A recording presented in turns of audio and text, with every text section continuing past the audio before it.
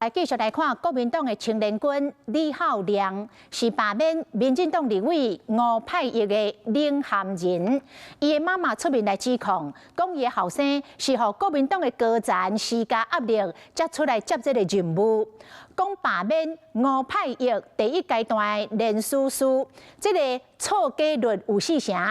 若死亡人数高达108份。做老母的是真担心后生，就要来担这个法律的责任。不过李浩良发声明，讲伊是经过思考，才决定要来担这担，唔是互家利用，嘛唔是互家来压迫。我沉痛的呼吁，国民党不应该把压力加诸在一个年轻人身上。伫无挂嘴暗面对镜头，伊是罢免民进党立委吴派的领衔人李浩良的老母，伊不安国民党和少年人承担责任。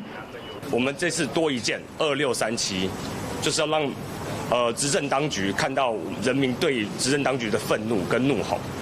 对抗大罢免，国民党以罢制罢，验过这个李太太讲，罢免吴派役第一阶段连署数错加率有4成，而且死亡连署数有108份，无合格率是全国上悬的。还有台北市议员刘耀仁，佫涉嫌伪造文书。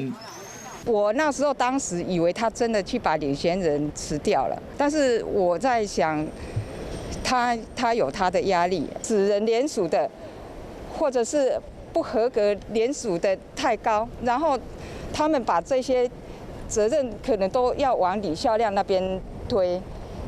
这是我非常非常担心的。做老母的爱子心切，验过李浩良声明回应讲，选择徛出来是经过思考后的决定，唔是靠什么人利用，嘛唔是被逼的。愿意承担责任，接受检验，未来面对第2阶段的挑战，会更加勇敢去面对，克服一切困难。原先不是由他来领衔罢免，那后来临时再换人了哈，而他是一个入党4个月的一个新的国民党的一个党员了哈，那由他来扛这么重的一个责任，就一个母亲角色，他一定非常不舍，也非常不甘了哈。那另外一方面，我们也呼吁国民党了哈，也要审慎思考，不要摧毁年轻人的未来。现在绿色独裁已经造成民众很大的恐慌，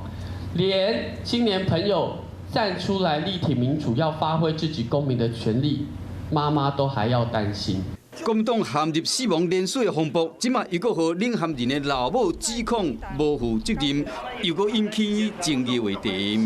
Hello， 我是林明瑞。想要抢先掌握最及时的新闻资讯吗？赶快订阅、按赞、开启小铃铛，锁定我们华视新闻的 YouTube 频道。